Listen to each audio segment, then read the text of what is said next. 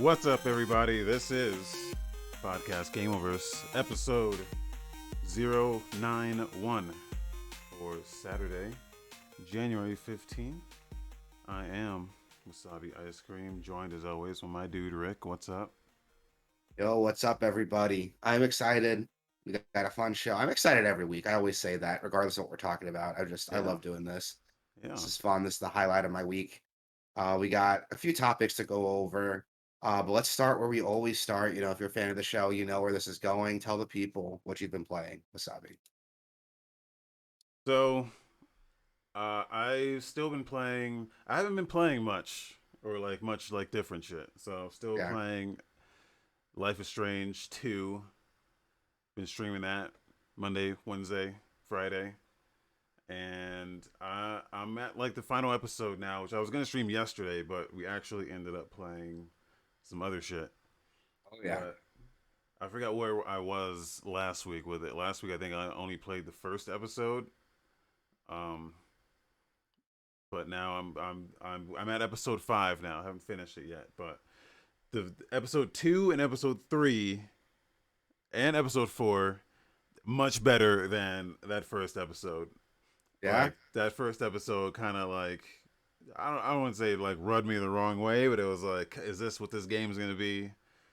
I remember you told me about it. The story's like about racism. Well, it has a lot of racism themes behind it, but Yeah, I remember you were saying like it's like cartoonishly, like the racist characters are like cartoonishly racist. yeah. It's real over the top and kind of just everything just felt forced. And that the whole episode, the whole first episode, was kind of like full of that shit. I was like, this is just a lot. It didn't really like make sense. So I don't know. I was like, oh guys, this is what this game's gonna be. I don't know if I'm gonna really enjoy this, but episode 2, episode 3, episode 4, episode 2 and 3 have none of that. Absolutely nothing of it, That's and good. Okay. it's great. It's like I thoroughly enjoyed my time with 2 and 3. Episode 4 gets back into it a little bit, uh, and it even has some like uh stuff about like Christianity in there as well, which I won't get into, but they the writers of this game definitely have their opinions about things, and they make that I don't know, they make their opinions very obvious. I'll say that, Yeah. but uh, I like when they think and show you both sides of a thing fairly and equally, but this stuff here kind of comes off as kind of one sided a lot, and I don't know, it's a bit of a bummer sometimes. But episode 4 was still great. I'm looking forward to the conclusion, which is gonna be, I'm probably gonna stream that tonight because I was supposed to do it yesterday. So I'll finish it off tonight, and we'll see how this thing ends. Which I'm excited, man. The story so far is actually pretty good. I'm enjoying the even though it's like very over the top. Even just their whole situation is just over the Yeah. top and not very believable. Like two kids just out on the run. Supposedly a cop gets murdered and no one can find these guys. They're supposedly making it from Washington all the way down to Mexico, and no one can find these guys. It's like a little ridiculous, but Yeah.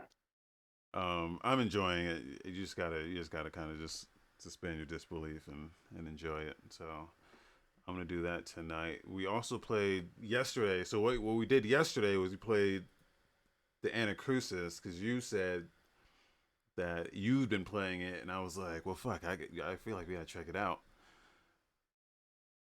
Just so we can have something to say about it. Yeah. And so we did that, and it's okay, you know. Well, I thought it was okay. You think it's a Yeah. pile of trash? It's God, how could I say this like diplomatically? It's not great. There's a lot of stuff that needs to be polished. The game is in game preview right now, is what it's called, which is like Xbox's version of early access. Um, it's very buggy, temperamental, there's a lot of really weird glitches in the animation, and even some of the enemies have some, even the way the enemies ragdoll have some really weird like physics behind them. For those of you who don't know, the Anacrusis is a Left 4 Dead style like horde shooter.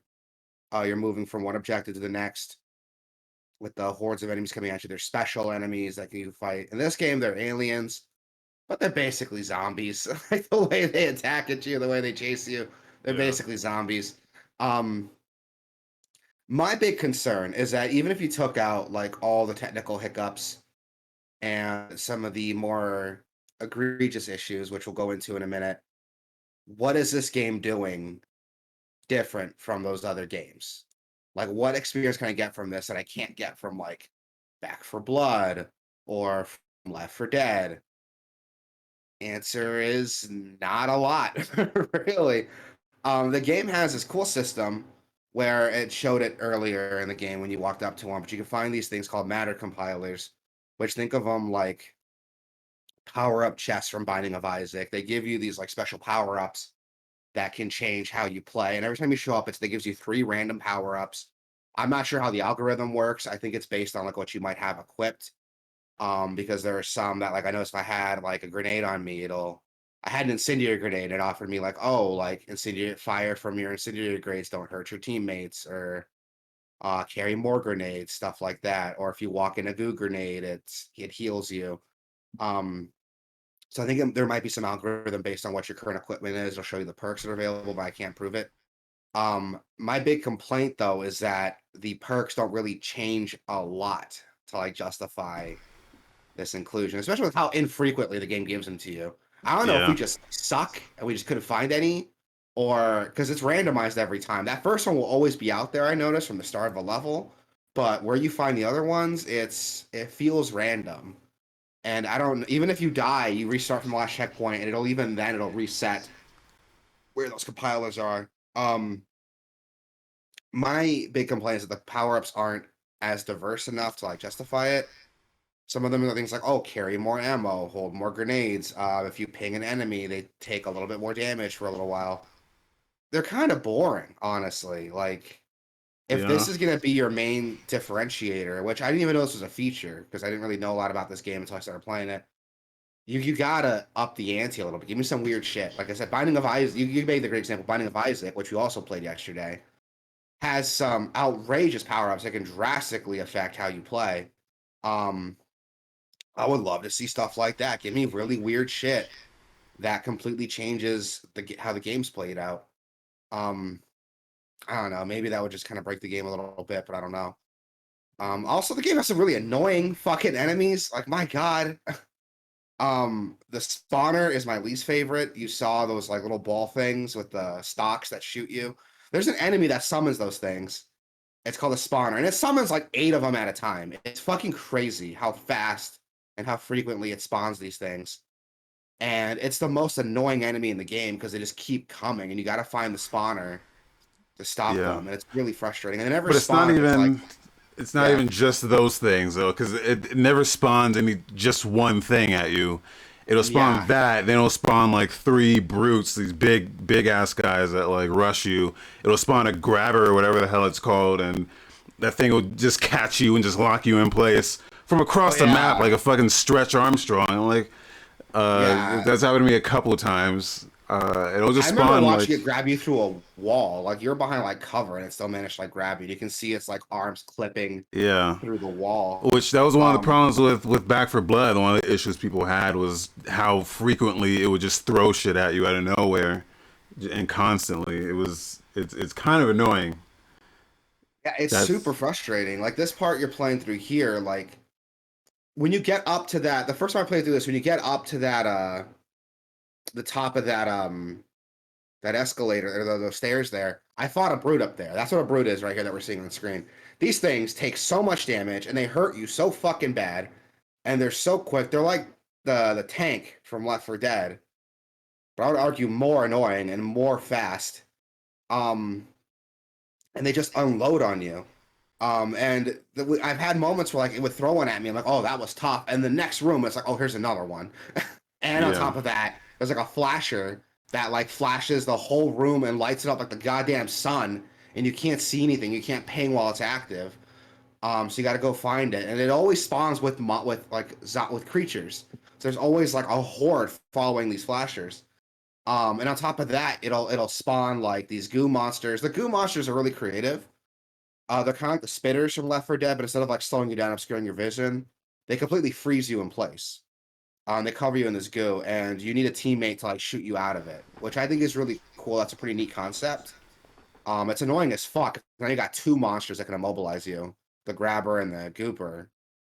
But it's not with some tweaking in the frequency and maybe Yeah, nerf the some of the monsters a little bit. You can have something fun here, but right now it's a that's fucking slog, dude. that's When a the special monster shows up, it's tough. the most important thing is that this game is still early access, so like none of Yeah, these issues are things that can't be fixed.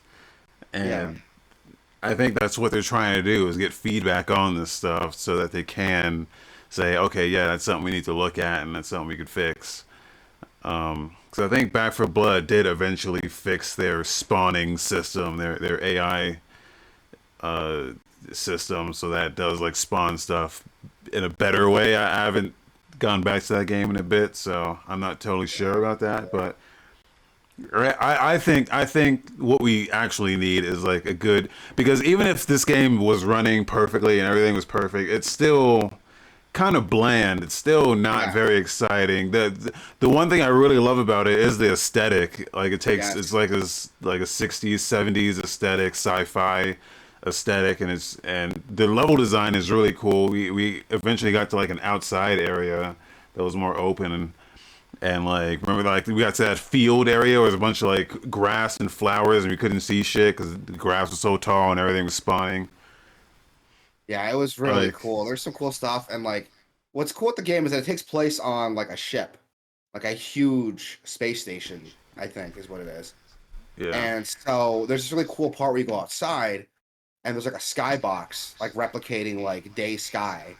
But because the ship's like getting attacked or is attacked by these aliens and it's being invaded, when you look up at the skybox is like flickering like a broken LED screen, which is really cool. It's a cool like concept. Um it's a really cool aesthetic. It kind of reminds you like, hey, this shit's like falling apart. We gotta get the fuck out of here. While at the same time giving you that like outside level that you want to play. Because the first part chunk of the game is very like claustrophobic. It's a lot of small hallways, smaller areas, and it can be really frustrating. So to get out in the open, it's really cool to go out, see the skybox failing. It's really cool, and there's some cool ideas here, but the game needs to be polished, and there needs to be some more to it. Because like you said, even if the game was running perfectly, we didn't have issues with the spawn rate, didn't have issues with some of the glitches. Um, what is it doing differently? What experience am I going to get from this? I'm not going to get from these other games. Answer: not a lot. Not a lot. Not really. Um, all this makes me want to do is play Left 4 Dead. Honestly. Um, yeah, I feel like there could be something good here if there was a lot of tweaking done. But at its core, there needs to be some design changes at its core to make it more interesting, more replayable. Again, just simple tweak, like tweaking those power ups. Give them a little bit more frequently, or make them more obvious. Put some points where you can't miss a power up at least. I think that would work. Like in the beginning, the first power up Yeah. always spawns in the same place. Maybe certain checkpoints have a power or some algorithm. So if you don't find a power up, like it takes you to a point where like it gives you a freebie if you miss a certain amount or something. I don't know, just something to like really keep it interesting.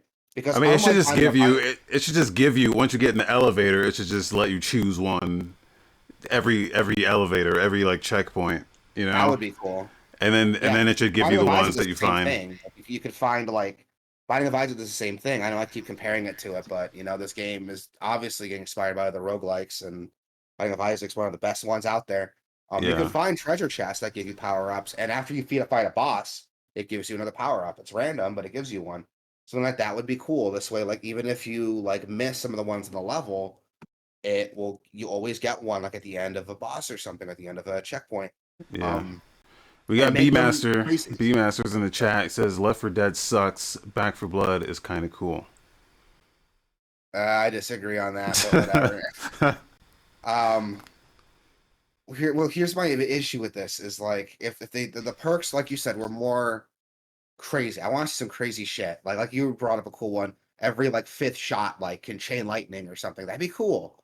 Like Yeah. just give me crazy shit that'll just change completely how I play Or the game. really any game, any Left 4 Dead style game, I think the biggest way to differentiate themselves would be to do some over the top shit, just Borderlands it up, and just add some crazy fucking shit like that. Because all of these games are kind of starting to bleed into each other. Even like Generation Zero and all these other ones. There's like a ton of these now, and it's kind of getting saturated. No one's really doing anything different besides like just the setting and the aesthetic, which I don't know is not enough really. Yeah, I agree. Like when you say Borderlands it up, I agree. Like give me some crazy ass Borderlands guns. Give me like a shotgun with a scope on it for whatever fucking reason. Like Yeah. give me like that would be cool if this game had like randomized guns that you could find with like different modifications. You could find some of them are shitty, some of them are cool. I don't know how viable that would be to like have different stats on them. You can't really differentiate the stats while you're being shot at or while you're dealing with shit, but there can be some cool shit in here. Um, yeah, there could be some cool shit in here if they really like did the best they could to like differentiate themselves. Because like you said, the biggest thing that all these games have going for them is the aesthetic. Like what you're fighting, the aesthetic. That's not enough, I think, to differentiate it from like Left 4 Dead, Back 4 Blood, Generation Zero. I don't know. We'll see. There's also a really annoying glitch in here that I dealt with when we started playing. Oh yeah.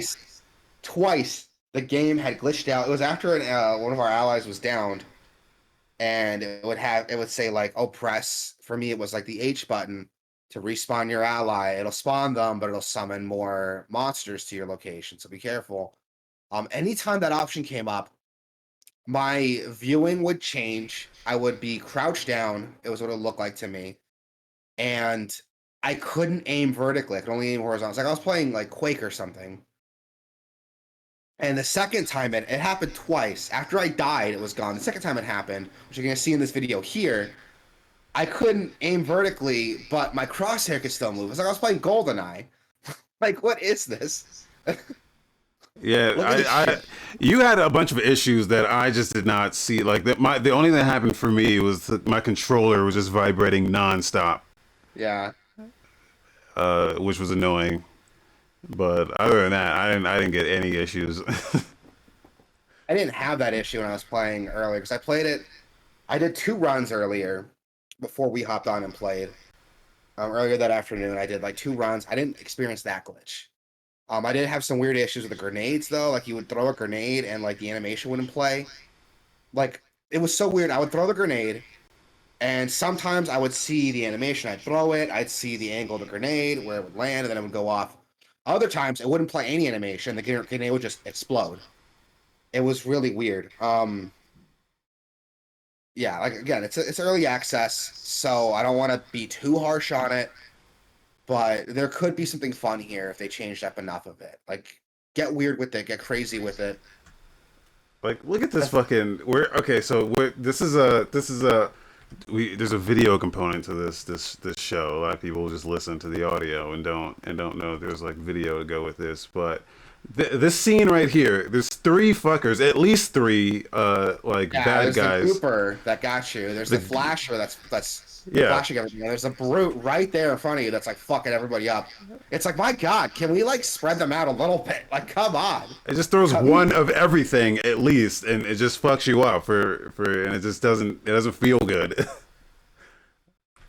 Oh my God. At least like with Left 4 Dead, when like something shows up, it's like an event. Like you could be by yourself just walking in a hallway, and then suddenly there's one hunter, and it's like, oh, we gotta go deal with that hunter. Like, keep an eye open for it. But here, it throws everything at you at the same time, and it doesn't stop.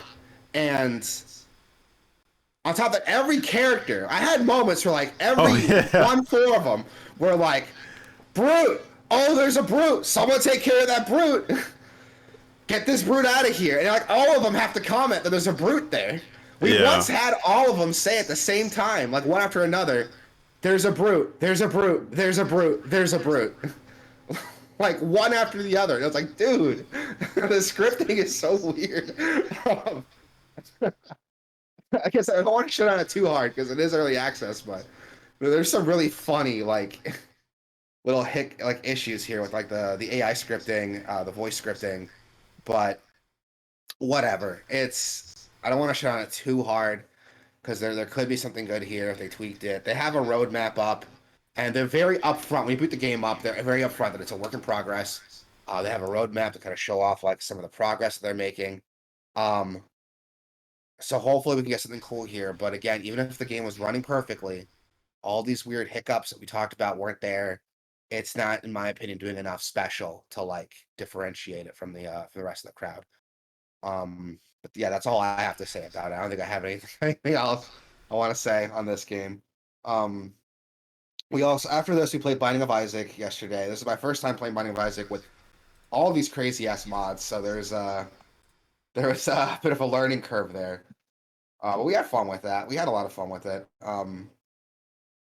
We had a really funny moment there at the end because there's a power up we didn't know how it would work. It kind of fucked Oh us a yeah. little bit. Those of you who don't know, there's this power up in Binding of Isaac that gives you 9 lives. The problem is when it does it, the catch is that when you come back with only 1 heart, and that's the max you can health you can have. But in my brain, I was like, that's like 9 hearts. That's totally fine because the game starts you off with like 3. So I was like, okay, that's totally fine. I basically have like 9 hearts then if I just die and come back.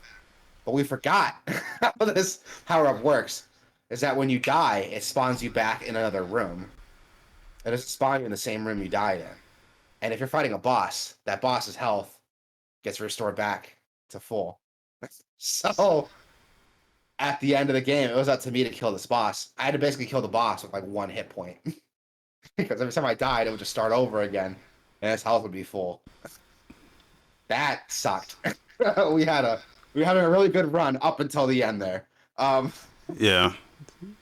But I'd never played it with another player before, so I thought it would be like super easy. It's like, oh, we got like double fucking buffs and everything. We're be yeah, solid, but no, it was actually I think harder with 2 people because there's so much shit really on the hard. screen. Yeah, it's so hard, especially with the character I was playing as, where I had these Yeah, like wisps like following me, and those were my main point of damage. Like they would like attack people. I had a little way to control them, but it wasn't like really that. There wasn't too much I could do with it because the cooldown on the control was so slow. It was fun. I had fun though. I had a lot of fun with it. I've never played with mods before, and this character I was playing as is a modded character that was really fun to play as. I had a lot of fun with the game. Jokes aside, I had a lot of fun with it. We got fucked there at the end, but I do want to get back into it one day, and we yeah, can try it again. After this, we played Fight'N Rage, which yeah, it's a 2D beat 'em up. Fantastic, fantastic, very tight, responsive 2D beat 'em up that no one's talking about, and it drives me fucking crazy that no one's talking about this game because it's so good. This game came out, I want to say like 2019, 2018. I'm gonna Google it right now, so I don't look like an idiot. But it's very fun. It's got a really, really pretty pixel art aesthetic, but it's based on like old arcade games. So it's got really bright colors. It's got some HDR effects that are very, very bright too. It's supposed to replicate like the light and flashing from like an arcade machine, and I think it does it perfectly. Um, Also, it's got a really deep combat system. There's three characters. They all play very differently. The game gives you a ton of tools to work with and how to lay out your combos, keep combos going. Really punish enemies that lets you get a hit on them. But they can do the same thing to you if you're not being careful. So you really got to pay attention to spacing, how many enemies are around you. There's an enemy behind you. You got to worry about them so they don't get a free hit on you. There's a lot here that we can go over, and at the core of it, it's a very fun I think it's one of the best beat 'em ups out there, if I'm being honest here. It's really hard, but it's so much fun, dude. This is your second time playing it, right? Yeah, I played it a couple times. I played it 3 times actually. I used every character each time, so or a different character each time. So I've used every character at least once. And yeah, I think the most impressive thing about it is just how much content there is in it because there's Yeah. branching paths and stuff. Like right at the beginning of the game, you can go left or go right, and if you go right, there's even like a secret scene that we did where you throw the knife at a guy that has a hostage, and you can free the hostage, and she'll take you down a different path that we ended up going. And it's just I had no idea I had any of that. Yeah, it's really cool. Like the game starts off, and it's such a cool way to do it because when you start up a beat 'em up, it's like, oh, go right. That's how you play a beat 'em up. You go right.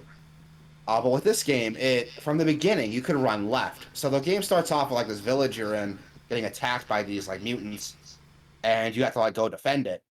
But you can also just like run away. And if you go left, you just run away from the whole fight. And you can skip that whole first level, but go a different route where you like run in the desert, get lost, and you start up in like I think it's like some resistance camp. It's really cool. And there's a lot I think even in here there's some branching paths after that first branch that we did that can take you to other directions. It's really, really cool. There's a lot of content here, like you were saying.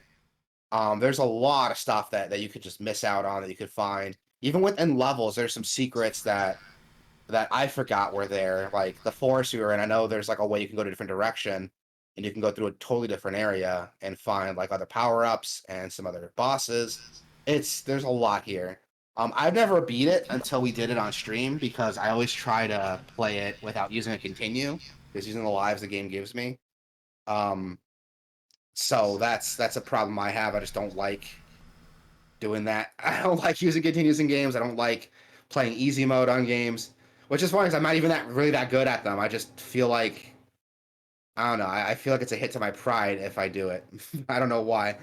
So I've never gotten to the end before because I wish I do it on one continue. And this time we were playing through it, we just used some continues just to see the ending, and it was cool. It was a lot of fun. I'm glad we got to do it, and it only gave us one ending. It was like ending F. So there's a ton of endings you can reach in this game too. Like this game will keep you playing for a long time. And you can earn money from playing it, just from playing, even if you lose. You can still earn money, use that money to like buy extra modes. You can buy a time attack mode. Um, you can buy extra characters using the versus mode. You can buy costumes for the main three characters. You can unlock tips for the game too. A combo trainer. There's a ton of stuff you can unlock in this game. Yeah. It's good. It's really good. If you haven't played it yet, go check it out. It's on Steam for like $20, and I think it's on Switch too, on the Nintendo eShop. So go check it out. If you like beat 'em ups, this is seriously one of the best ones out there. But it's hard. It is not easy. It's a very hardcore beat 'em up. It relies a lot on like comboing, spacing. There's a parry system, like third strike. That's really cool. Um, Go check it out. And there's a lot of references to like other beat 'em ups and fighting games. So if you like that kind of stuff, you'll. It's like this game was made for me. At least me personally, I feel like it was made for me. All right. Um, yeah, I think that's all we played yesterday. I haven't really been playing anything new. I'm still playing a lot of the same old shit. Oh, actually, no, there is one new game I played. Persona 5 Strikers is on PlayStation Plus, Oh. and I actually played that for a couple hours. It's not bad. It's really good. This is so those of you who don't know, Persona 5 Strikers is a canonical sequel to Persona 5. The game takes place, I think it's like 4 or 5 months after Persona 5. But what's cool with it is that it's made by Omega Force, the Dynasty Warriors guy. So it's basically like Persona 5 Warriors.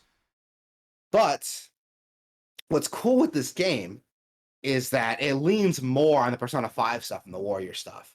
So when you play levels, the levels just feel like a Persona 5 dungeon. But then when you get into a fight, instead of it being a turn-based RPG, it turns into this, what you're seeing on screen there. The aesthetic, everything almost perfectly mimics what Persona 5 looks like. except the combat turns into like a Dynasty Warriors game, and it actually includes like weaknesses, special attacks, status debuffs. All the spells and main stuff you see in Persona 5 are still in here, but they're controllable in a real-time environment. It's really, really cool the way it works. My only complaint, I don't know if it's just because my TV is pretty small.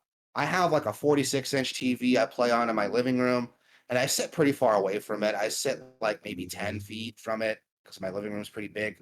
Um, it's really, really hard to keep up what's happening on screen because you still need to pay attention to things like weaknesses, buffs, debuffs, healing. There's still like bars and stuff for your magic and your health. You still need to keep track of all that shit. But now it's in a real time action environment with a ton of enemies coming at you. So I found myself getting lost very easily in what was happening. There's just too much information being thrown at me. But other than that, it's still fun. Like if you like Persona 5, you like the story, you want to see more of it, this is a good way to do it. It's look at this. This looks like Persona 5. Like it's Yeah. crazy. It just looks like it. Omega Force has been doing a great job with these crossovers because they know how to like mix the aesthetics and mix the and mix what make those games the original properties so interesting. We saw that with Hyrule Warriors Age of Calamity. It does that very well too. This is just more of that. It's funny that they can't make a good Dynasty Warriors game, You know, but right? any other franchise they can make a better Warriors game.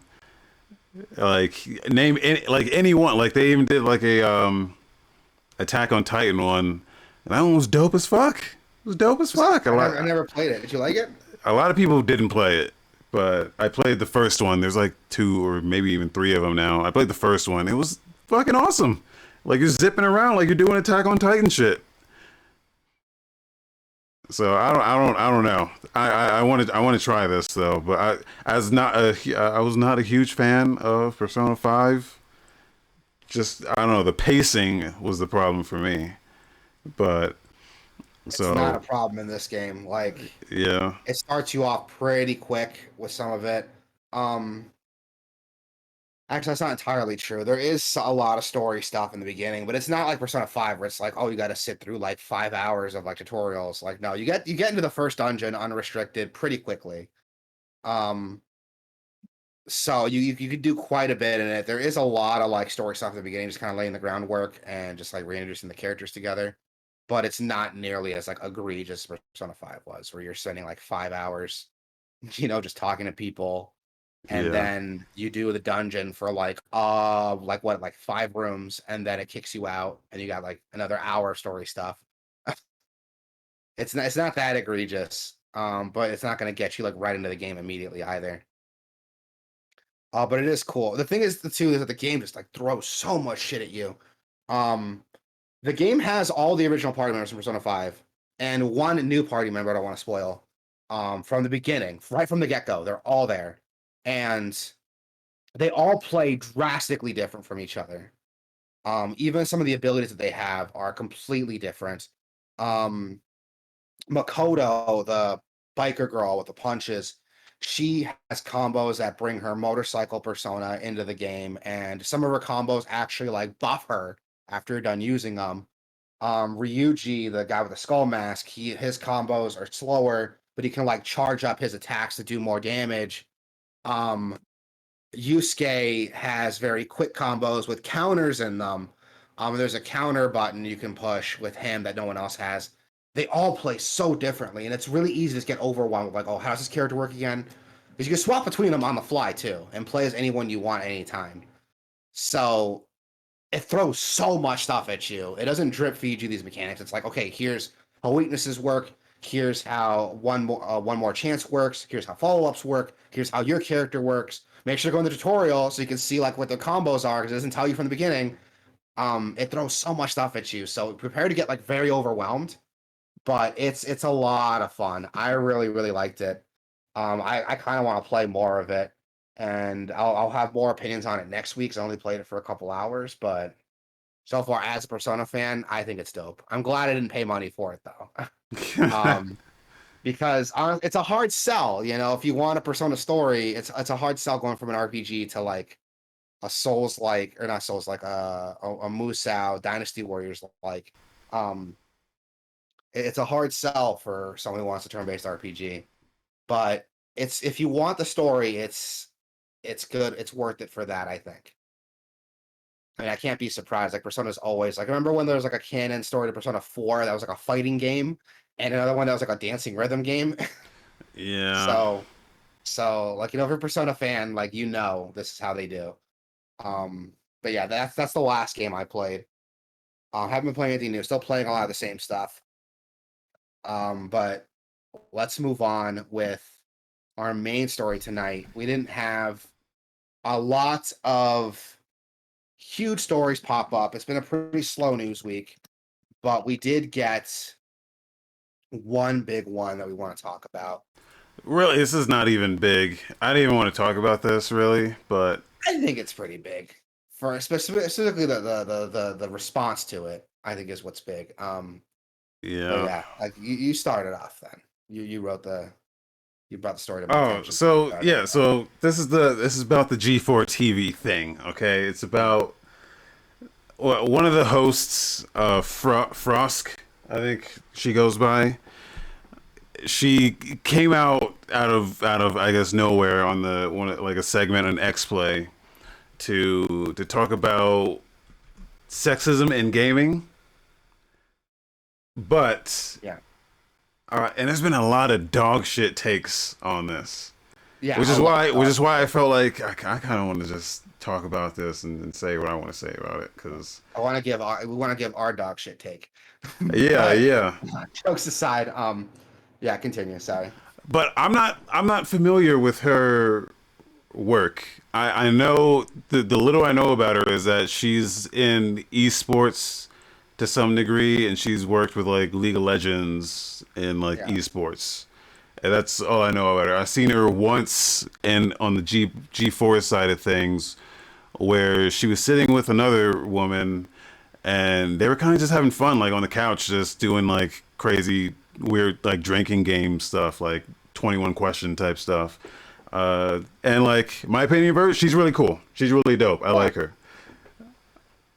So, but she came out and said some stuff against sexism. She prefaced it by saying sexism in gaming, but and here's what I'm going to say is that I don't think she's talking about sexism in gaming. I think she's talking about her own personal experiences, which it comes off to me as slightly insecure.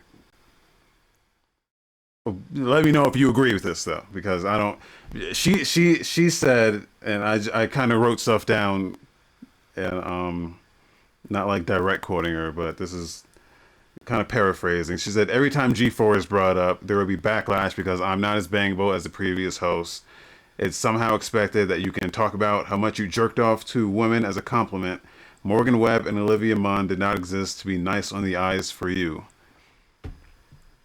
And okay, so that I disagree.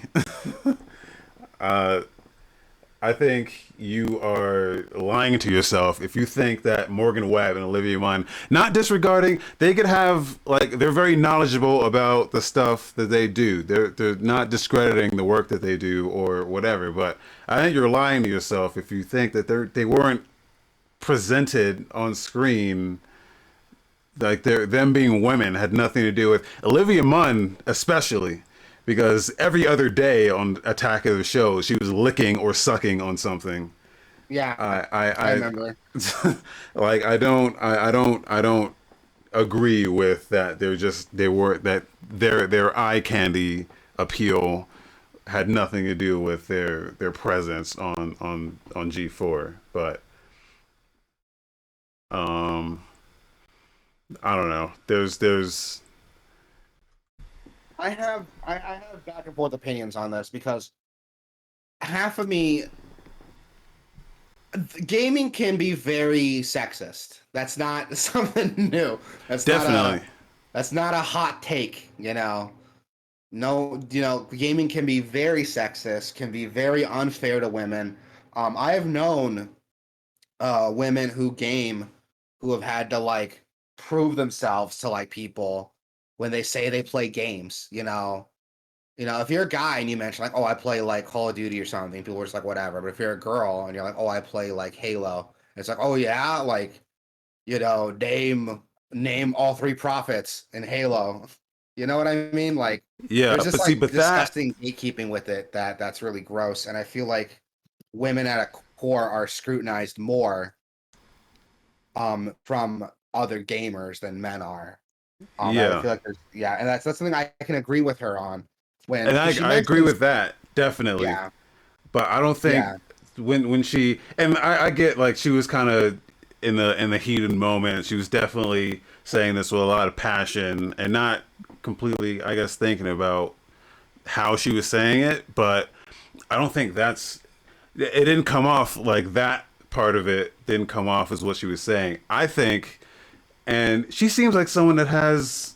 I don't know her background and the internet side of things. I don't know how camera like on this side of the camera she is like forward facing she is, so maybe this is new to her, but she's pretty forward facing. I looked into her a little bit. She was a League of Legends commentator for a long time before G4. yeah, She had okay, commented on some like major League of Legends events.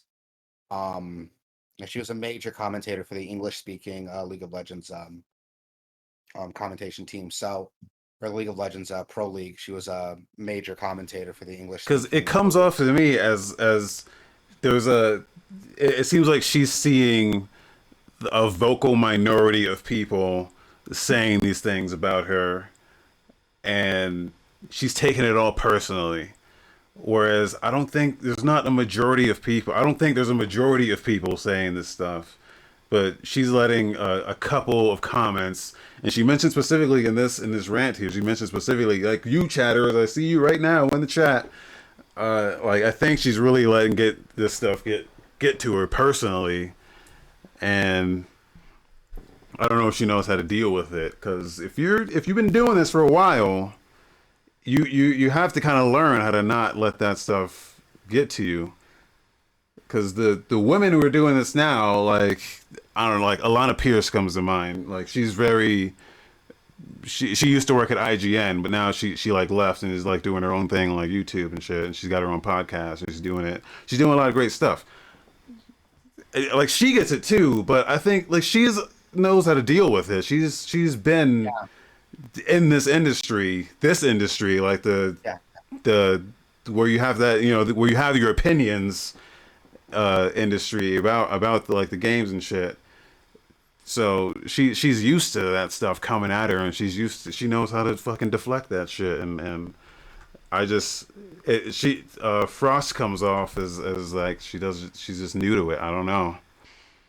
Yeah, and that's something like because I go back and forth on it because half of me is like it's the internet. What do you expect? Half of me Yeah, says that, but the other half of me is like, you know, you shouldn't have to deal with that. You know, you shouldn't have to yeah, deal with yeah. people telling you like, oh, you're not as hot as like Olivia Munn or as hot as what was the other one? Um, Morgan Webb yeah, Morgan or Webb. Yeah, Allison Hayslip. Trying to exactly. remember who else was And there. like you shouldn't have to deal with that. You shouldn't have to deal with someone telling you that. The same way, like if I got on camera, I should just be able to talk about games. I shouldn't have to deal with people telling me like if I get on camera, people are gonna tell me like, "Oh, I'm fat and gross looking." Like, you know, the same way, you shouldn't have to deal with that. But it's something you do deal with being on the internet. But at the same time, like you shouldn't have to. Like that's fucked up. I think it's fucked up. Yeah. And seeing all the complaints here, there's some very bad takes here in the comments, which which I think it's YouTube, so yeah, there's gonna be some bad takes here, but the one biggest take I saw were, first of all the like personal shit that people are saying about her is complete, like that's like disgusting. Like don't yeah, they're like personal attacking her on like her like appearance and shit like that. Like that's fucked up. Like don't definitely don't do that. I think you can criticize someone on their opinion. That's fine, but don't like personal attacks is completely out of line. But people are also saying like I came here for video games. Talk about the video games. Like no, they can trail off into other shit too. Like hey, it's a slow week for video games. That's why we're talking about this. But um, I think she's saying stuff that needs to be said, but I don't think she's saying it for the right Yeah, reason. I I think hear she what you sees mean, she and she's it's a lot of personal stuff that she's seeing about her, and she's not really talking about I guess the industry at large. But one other quote that I have here is she said, "Our reviews are written and produced by a team of people. Adam and I will read the same script, but I'll be the one flamed. You think I'm less qualified to speak on something, but you can't quite put your finger on why, even though I'm reading the same exact script and you have no problem when he's part of it. You're gatekeeping the gaming space." Which that is a true thing. That is true that does happen. Like whenever like a woman comes out in like a gaming space, people kind of try to discredit them on their opinions, even though if a guy said it, they'd be like, "Yeah, dude," or even like sometimes like even in this video, like the guys on the couch, and even Adam's like, "Yes, yes, queen," and but I don't even think she's saying anything too too brave here, or I don't know. I don't think it's there's yeah, definitely a gatekeeping problem, a huge but gatekeeping problem, and I tried to especially find their reviews and stuff, but I haven't seen any reviews that Adam's doing all the reviews that I've seen. I'm not sure where the feedback is coming from for on her specifically, but I'm sure it's there somewhere. But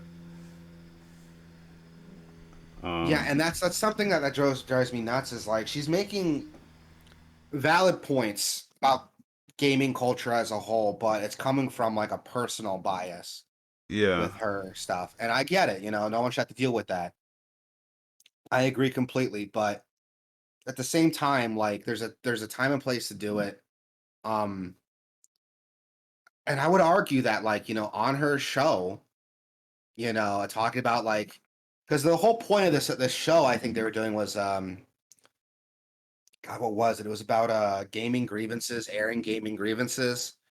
And for her, it doesn't come off as a gaming grievance, more as like a grievance about her job, is what it came off like to me. Doesn't invalidate what she's saying because women in the industry do deal with some bullshit.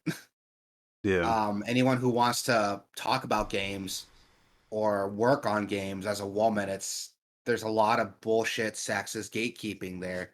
And a lot of the people who are here saying like, "Oh, I just want to talk about games. I don't want to talk about politics." Well, when the politics directly relate to gaming, like what's the problem? yeah. Um, and people who just like, oh, I don't want to talk about that. I want to talk about games. I watch these shows to get away from that stuff. I'm gonna be honest, you're kind of part of the problem, dude. Um, Yeah. but with something like this, I can understand some of the backlash because it does come from a personal. Here's my experiences with it. So the whole industry is like fucked. Um, but the truth is that the industry is pretty shitty and it can be very sexist. And her coming at it from her personal experiences, I don't think discredits the whole thing as a whole, but it is you being used as ammunition for a lot of people who want to discredit her. And it's very frustrating to see. Um, the most frustrating comments I saw this one person was like, oh, if a guy was complaining about being objectified by women, they tell him to get over it. And it's like, no, if a guy was being talked about being objectified, you'd probably bitch and moan about politics in your show, but whatever. um, um, the problem is that like there is a problem with how women are taken seriously in gaming, not just gaming news, but gaming communities in general. Um, and her take on it, granted, it was an unscripted rant that people weren't expecting.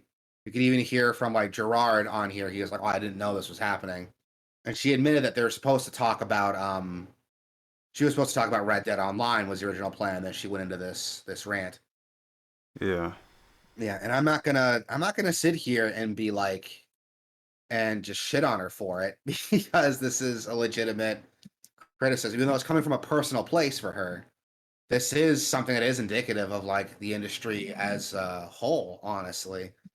And I'm always gonna be like, good for stepping up to it, calling it out, even if other people don't see it. And the way other people are handling this is really fucking gross, honestly. The whole everyone's just, oh, go woke, go broke. Like this, there's comments calling her an ugly lesbian. It's like, dude, there's no need for that. Like, Yeah. it's so ridiculous. And the fact people take this personally, like there are some people who are like, oh, way to call out your whole audience. Way to call out your whole audience. No one's gonna watch you. It's like that right there is indicative of the problem. If you think she's talking about all gamers, when she's like, people are sexist and gross, and you're like, she's talking to me. Yeah. Maybe But there's some that's the there's some thing, because reflection here. the way she makes it sound, it does make it sound like she's talking to everyone. Where when it is just I'm sure it's just like a couple people in chat going like, "Man, where's Morgan Webb? She was hot," or Yeah. whatever. Like the comments were when she was doing it. Like I'm sure someone was like making those comments live in that chat, and that set her off to do that. But and it sucks that you can't just it sucks that it happens, but it also sucks that it gets to you to that degree that you can't Yeah. that you feel like you have to, I don't know, lash out like that or Yeah. I agree. I think if there was like a separate panel dedicated to it, she had some time to like talk about it ahead of time. I don't think it would have caused as big a backlash. But the yeah. fact that it does come off as ranting, and a lot of people take it like, oh, she's talking about everybody. She thinks all gamers are like that. It's like, no, obviously not. That's how it comes off with the ranting, yeah, but obviously that's not the case. Um, and God, I don't know. There's not a right answer to this. Um, I don't want to like police her on like a time and place to like feel her feelings. But I feel like if she had done an expose, something, maybe something scripted, planned out ahead of time, she could have got her points across more clearly, and it would have been a lot easier to like discredit some of the backlash. But because it did come off as kind of a rant, a lot of people are using that to like shit on her, and I don't like that when that's obviously not the case. People are arguing in bad. I think a lot of people are arguing in bad faith on this, and that's where Yeah. I'm gonna put my opinion at. People are arguing in bad faith on this, instead of like looking at everything as a whole and just looking at, oh, she's talking about everybody. It's like obviously not, but you're not gonna admit that because that's gonna make you look worse. Um, I don't know. I guess my in summary, gaming can be very sexist. Gaming can be really shitty in the way it treats women. Frost isn't wrong for pointing that out. But a lot of people, because it came off ranting, because she used a lot of generalized language, stuff like you guys, you, instead of specifying just the shitty people. A lot of people are gonna take that into account that like, oh, she's shitting on everybody. She shits on the entire G4 fan base when obviously that's not the case, but you're not gonna argue that because you want to argue in bad faith and prove your point instead of like actually making steps to fixing a problem. Um, but yeah, honestly, I don't think this is gonna make any difference to the discussion as a whole. I think people are just gonna the people who are being shitty is gonna quadruple down on this and just fire on her with some of the most disgusting shit. I'm already kind of seeing it here, and I feel like the backlash she's getting is gonna get even worse after this, and I hate to see that. But that's all I have to say on this topic. I don't know if you have any closing statements you want to make. Yeah, I don't really have much else to add. I think um I think people need to calm down first of all, Yeah, cuz dude. it's not that serious on both sides. Like she's not saying anything that you should get upset over. Like she's Yeah. really just speaking her truth, and that's all that really matters. But also, like her truth isn't like it's not. I don't feel like it's anything to fucking like applaud or like go yas queen over.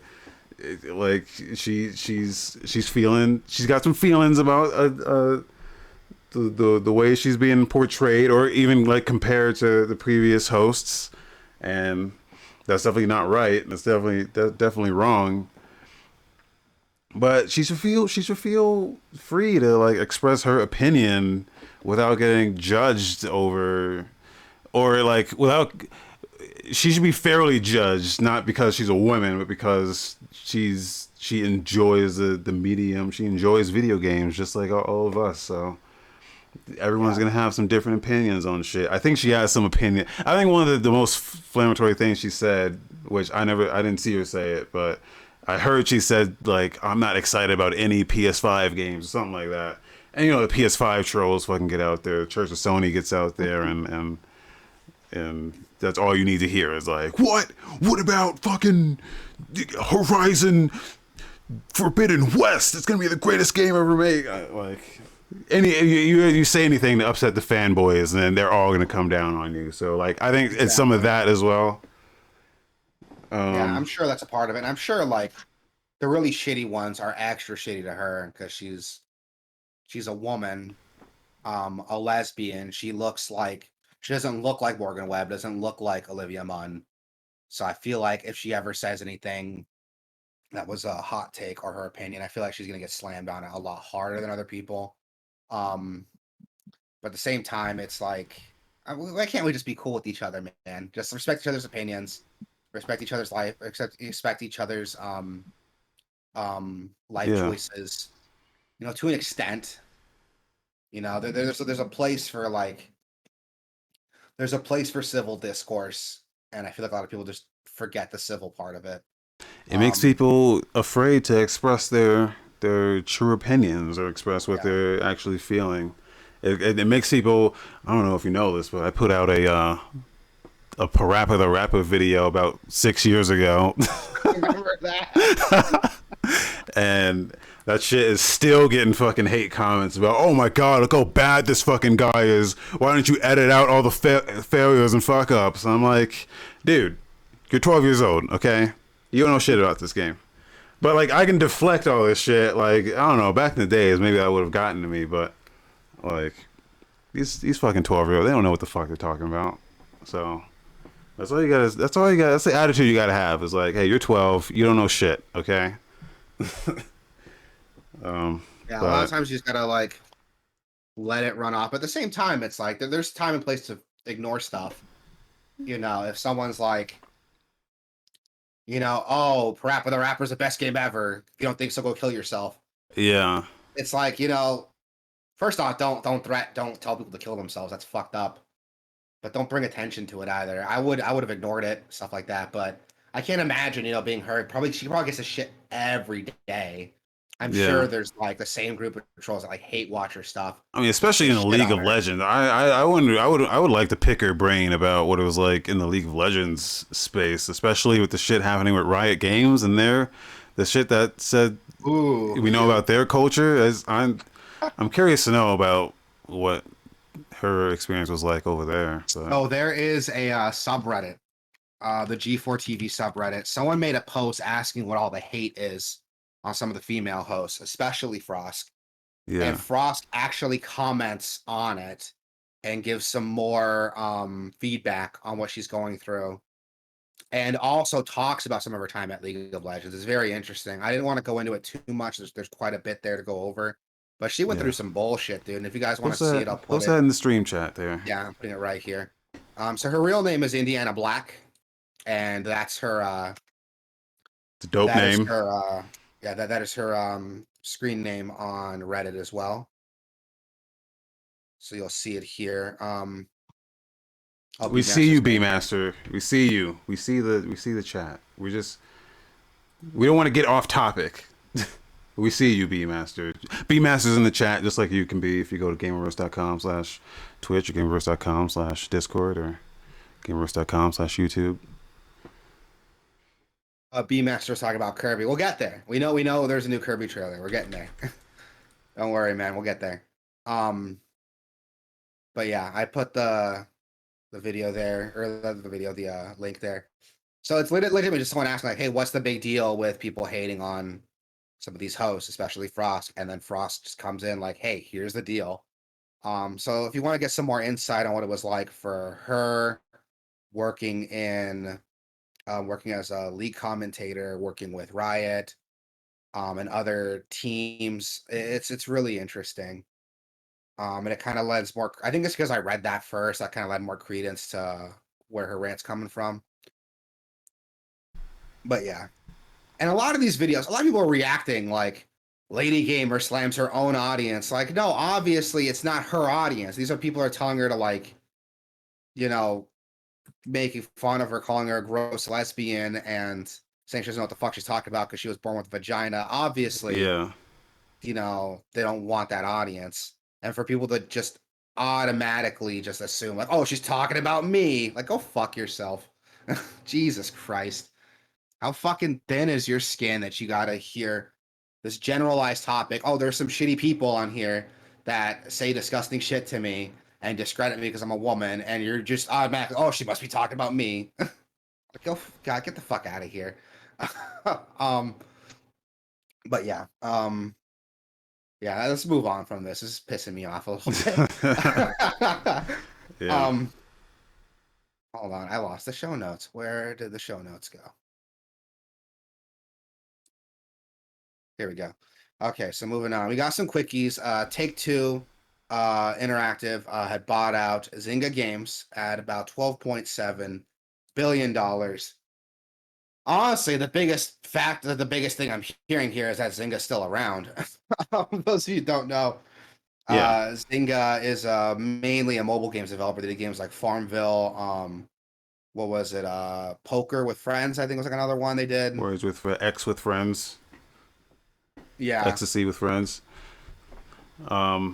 No, they're huge. Like I think people don't really they underestimate the power of the mobile games market.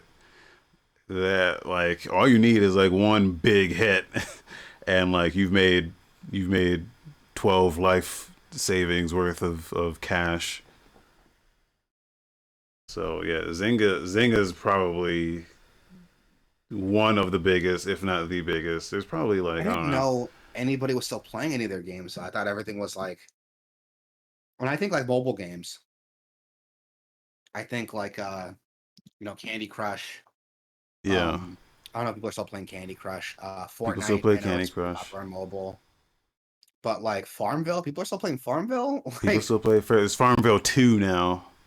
jeez, So yeah, I didn't know yeah, that. Oh, Zynga worked according to B Master. Zynga worked on Star Wars Hunters. I didn't know that. Did they really? Hold on. yeah. I think they did. Is that out? Nah, not yet. I think it comes out like later this year. Yeah, I remember they announced that. But yeah, so they're huge. So this is pretty big because Take Two is huge. First of all, Take Two is now, I guess, I don't know how into the mobile game space they've been before this, but they're definitely in it now because fucking that's Zynga's one of the if they're like top three maybe mobile developers. So this is pretty huge for like both of them. That purchase was I think it was valued at 12.7 billion. It says here. Which is like crazy to see. We'll see what they do with them. I mean, Star Wars Hunters looks pretty cool. I love me some Star Wars. I don't like me free to play microtransaction world garbage, so we'll see how much I like this game. Yeah. All you got to do Um, is just go to your app store, download Meow Tower. It's free and it's great.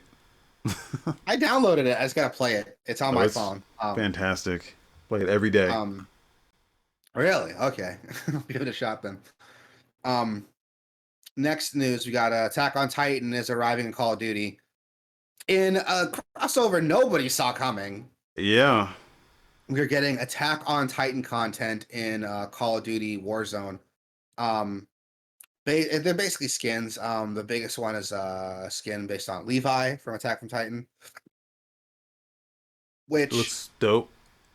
It looks cool. Like it looks really cool. It's crazy. This is the best graphics that like any Attack on Titan related anything has ever been presented before, including the Hollywood movie, including the movies that came out in Japan. Um, this is cool.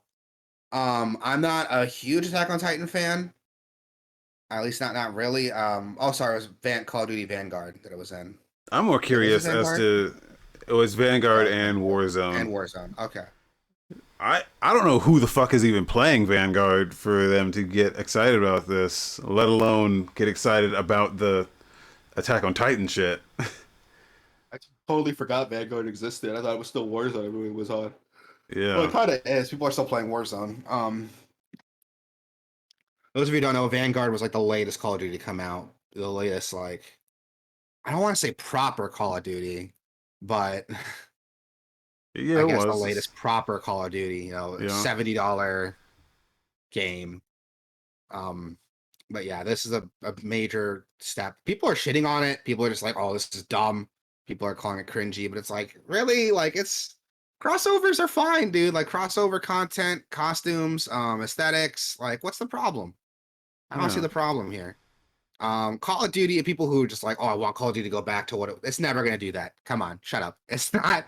It is so far past what Call of Duty used to be. You're probably not gonna see that Yeah. Call of Duty again ever. I don't even know I'm what that sorry. Call of Duty is. I mean, they gave us Modern Warfare, the Modern Warfare, and that was to me that was Call of Duty. So I don't even know what people want anymore. Yeah, exactly. So that's why, like, that's the problem when you release a new game every year and you don't change up anything. If you change up too much, people bitch about how much has changed. If you go back to it, people are just like, oh, this is what we've had before. Yeah. This is the problem with like annual releases in games. Like you can't like differentiate enough to like make it worth it to release another one. Um, it's whatever though. I think people bitching about it are just like there's just too much complaining. Like it doesn't hurt you. Who cares? And if you're really gonna be upset, you have to see people like Attack on Titan cosplaying when you play Call of Duty. Like who cares? Honestly, Call of Duty's so fast, you're not gonna get a good look at anybody anyway. So who cares? Yeah. And it'll Um, be gone when the next game comes out. So exactly, don't worry about it. exactly. Well, it's gonna be in Warzones. That's why we're gonna stick around for a while. I think Yeah. Warzone's supposed to be like their ongoing thing. They're not supposed to like. I don't think anything's gonna replace Warzone, at least not for a while. But we'll see. Some new quickies. We got a Hitman Trilogy, includes all three games from the World of Assassination, available January 20th. So this is like a collection of all the Hitman games, the new Hitman games. Yeah, basically, and it's coming to Game Pass. I think is the most important thing. Oh yes, there it is. Okay, cool So then. I can just wait because I downloaded the first Hitman because it was free on Epic. yeah, So I haven't played it yet though. So now I should probably just wait till when it's supposed to come out. Like January January 20. 20th. I should So a probably couple just wait the days. 5 days and just play everything on Game Pass. I Definitely, these want to play games are these games for great. a while. That's what you tell me. Like I want to play them because like I think we talked about this a couple weeks back. I really, really, really, really, really like Metal Gear Solid 5. And there's nothing quite that plays like it. Um, MGS5 was doing a lot of the Breath of the Wild stuff before Breath of the Wild did it. Um, and I really, really like that in this game, but I wanted another game that kind of scratched that itch. And I haven't really seen anything that did it, but you told me Hitman definitely scratches that itch, the new Hitman games. It So I might wanted even to, be better. yeah, It's different, but since every space is like this tightly crafted, like closed off sandbox. environment, yeah, Yeah, it really and it encourages you to play it over and over again because you unlock different stuff and there's different challenges. There's different ways to complete everything, so it encourages you to do it again and again in a different way every time. And it's the beauty of it. It just lets you have fun. which I'm okay with. Like, I want to see more of that. Um, yeah, I can't. I want to play it. I really do want to play it. I'll be playing it January 20th for sure. I really want something that scratches that itch for me, and it looks like Hitman's gonna do it. Um, oh, sorry, B Master was saying that Attack on Titan's on its final season. I haven't watched Attack on Titan. Like, I watched the first season when it came out. Haven't watched it again since. Yeah. Everyone tells me it's really good, but I don't I had know. a I just friend who never was very and like she didn't watch anime at all, but for some reason Attack on Titan was like the one that she was like, "Oh my noticed god, you gotta watch this every day." in the last like 5 years, the big three, I think, or the last like couple years, the big three are like Sword Art Online, Attack on Titan, My Hero Academia. Oh, and Demon Yeah, Slayer, are the yeah, big four, I should say.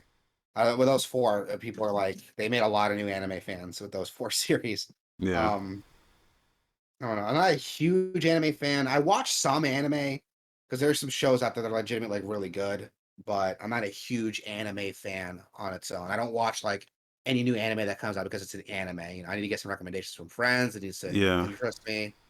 I'm Oh, not just I gonna just watch. watched not Yeah. anime, but I watched The Witcher. I watched all of The Witcher this past week. Oh, shit. Yeah. Yeah. And what do you think? It's fucking incredible, dude. So I slept on it because like when I heard Witcher was getting a shot, I was like, oh, this is cool. And then I heard like the original writer was on it, and I was like, oh, this is really cool. And then I heard like, oh, he's not taking anything from the games. It's going to be strictly based off the books. I was like, oh, that's less cool. So, because I never read the books, I only played the Witcher 3 game, and I liked it a lot. And I want to see more of that. But I guess the games are very, very different from the books, and Yeah. a lot of people. I was worried, like as a fan of the game, I wouldn't like the show, so I didn't do it. But I actually watched the first episode last week. 'Cause the episodes are long. They're like what 45, 50 minutes long episodes. They're an hour long, Um, yeah. yeah, so they're long episodes. So you gotta prepare. Well, there's So I not many watched. of them though. There's not many of them, but you know it takes a lot for me to sit down for like an hour to watch something. And I sat down, watched the first episode, and I was like, "This is fucking incredible." The first episode, I never knew why he was called the Butcher of Blaviken, and now I know from that episode. Yeah. Yeah, it And I was like, meshes "This like is incredible." I never read the books either, but I Mm. played and I've only played Witcher 3, so I know what I know about The Witcher just from that. And Yeah, it's same. crazy how much everything kind of lines up even from the games to the show. So, Uh, The Witcher games are a standalone story from the books, from what I've been told. okay. So everything that happened in the books, at least up until the first game, I think was written or the first game was made, is canon to the games. And The Witcher's really weird because they're not like novels. Like you don't go out and buy like Harry. You would buy a Harry Potter book. The Witcher series as a whole was a bunch of short stories. In fact, that first episode is based on a short story that was released in like a magazine, like back in the '80s. That's what I found out, and that is canonically like the first like Witcher media that's been put out too. Um, so that's why it lines up so perfectly because the games are meant to be like a sequel to the stories.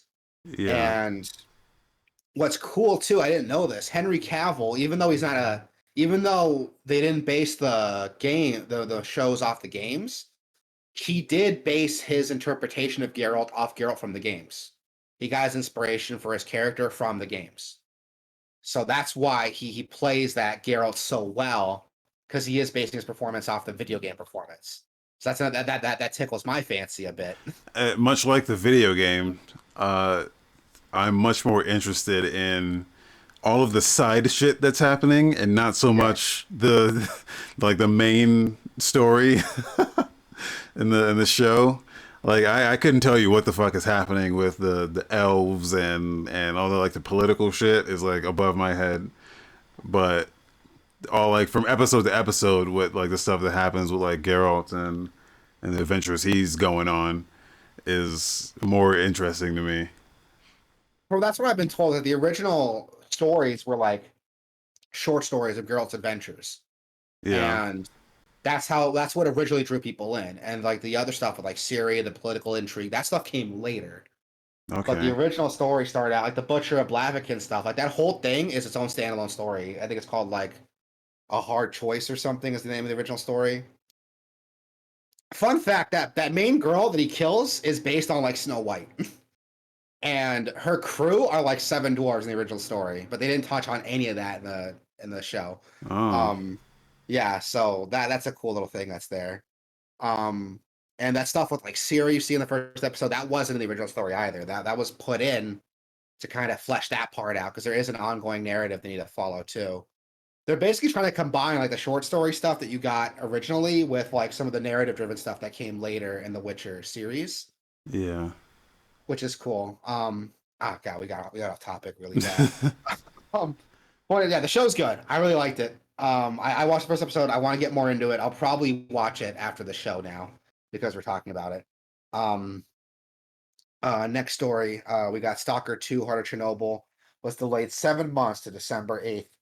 Um, I mean, I'm okay with that. Stalker 2 looks really cool. I'd rather the game get delayed and be good though. Yeah. So I guess we kind of saw this coming after that NFT thing kind of fell off, yeah. which is probably how they were gonna like get a lot of funding for stuff. But better this way. Better just delay it, and hopefully they're not gonna be. They don't have to crunch. Hopefully, they Yeah, can just hopefully. delay it. Like 7 months is a good long time. So, Oh, B Master's asking about Rabbids Invasion. I haven't seen it yet, man. Sorry. I oh don't have a yeah, I lot of time haven't. to watch TV. I wish I did. I don't have time to watch TV as much as I wish I used to. It's on my list though, man. I promise. When I watch it, I'll bring it up. Um, but yeah, Stalker 2. Um, yeah, coming out December 8th. I'm fine with it. Delay the game as long as it's good. Nobody has to crunch. I'm fine with it. We got some cool trailers coming up. We got a look at the Kirby and the Forgotten Lands trailer. It showed off some of the copy abilities and the co-op. I didn't know there's gonna be co-op in this game, Yeah. so that's really cool to see. Um, we were really excited when this game got announced. We were both like, "Holy shit, a 3D Kirby game!" Well, Holy shit, because like Kirby Breath of I the Wild. I But was excited. Well, no, not Breath of the Wild. it's Why Breath of the Wild? Why is that the one? well, from the first trailer, it shows off like this huge world. So I was like, "Oh, it's Breath of the Wild." And then you get closer, look at it, like, "Oh no, it's Super Mario 3D World." But Well, I was thinking more sure, Odyssey, but I 3D was not World thinking Two, Odyssey. 3D World Yeah, Two. I think it parallels pretty nicely with Odyssey because you have like the different powers and abilities and shit, just like Odyssey had with like the hat. Uh, but yeah, yes, that's true. 3D World as well because that the co-op reminds me of 3D World. Yeah, But but this game looks incredible. This looks this like a looks lot of great. fun. This looks This looks great. good. It showed off some of the copy abilities, showed off the co-op modes, which looks really cool. It is an open world game. I really, really like this. I like this a lot. It, Um, this is what I want them to do with fucking Pokemon. Like Pokemon is the game that is in dire need of fucking a mix up like this. yeah. Like it's great that Kirby's getting something like this, but Kirby they've been doing crazy stuff with Kirby for like decades now. Yeah, but the core Kirby games have all been 2D side scrollers. I don't think Sure, there's ever sure. been a 3D Kirby game. The closest we got was like Kirby Air Ride, I think. Not the Yeah. closest. And it was Um, Kirby Shards of Glass on N64, but that was like but that yeah, it was a two. 2.5D. Yeah, exactly. It was still a 2.5D. They're 3D graphics, but it was a 2D control. Um, so that's why like I'm not. I think this looks cool. I really like it. I really, really want to play it. I cannot wait till this comes out. Honestly, I'm probably gonna pick this up, or at least wait till it goes on sale. But I'm adding this game to my library. The co-op stuff looks really cool. I really like there's gonna be co-op in this game, and it looks like it's fleshed out pretty well too. Like, there's some cool team stuff you can do. I like it. I like it a lot. Yeah. And in God, in less impressive news, we got a look at Pokemon Legends Arceus. It's showing off a bit more of the gameplay. We got like a 15-minute almost gameplay trailer, and it doesn't really do a lot for me, man. If I'm being honest, it's not a big enough mix up for me. It's like it's what we thought. It's like it's more of like a Monster Hunter. Yeah. Which by the way, it's hilarious that they put a little thing that says game footage is not final in the corner. No, and the game comes out in like 2 weeks. What the Yeah. fuck? That was the first thing I thought too. I was like, this game comes out in 2 weeks.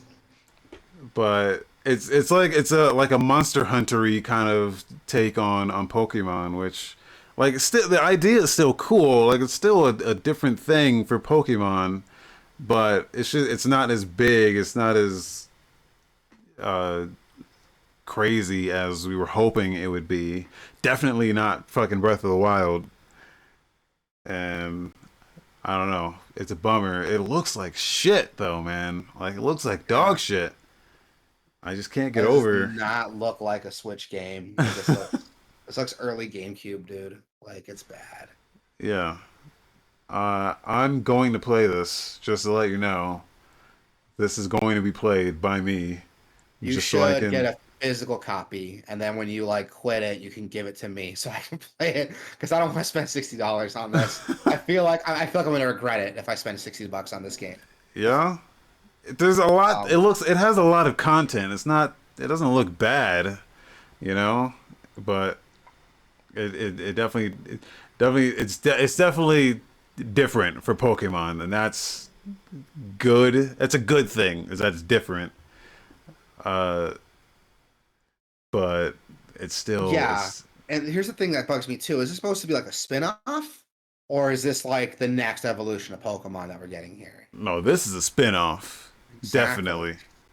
Exactly. So like why should I care about these changes if they might not even incorporate them in the next like Pokemon game? I don't know. For me, it's been a while since I played. I think the last one I played was Sun and Moon, and I hated. I like I got to like with the classroom area, which is like 30 hours in. It's not 30 hours in, but it's like a long time in where you're still doing tutorials, and I was like, I don't want to play this anymore, so Same. I stopped. I stopped playing Sun and Moon because all the tutorials he gave me, and then I played Sword and Shield. I talked about Sword and Shield. I thought it had some cool ideas, and I think the game and all the DLC, if you can get the game and all the DLC for $60 or less, I think it's worth it. There's enough in there that makes it look like a cool half step and some of the cool stuff Pokemon can do, but it's not enough to like really shake things up, at least not for me personally. Um, some of the exploration stuff in this game looks pretty cool. The way you can use Pokemon to like actually get around and control them.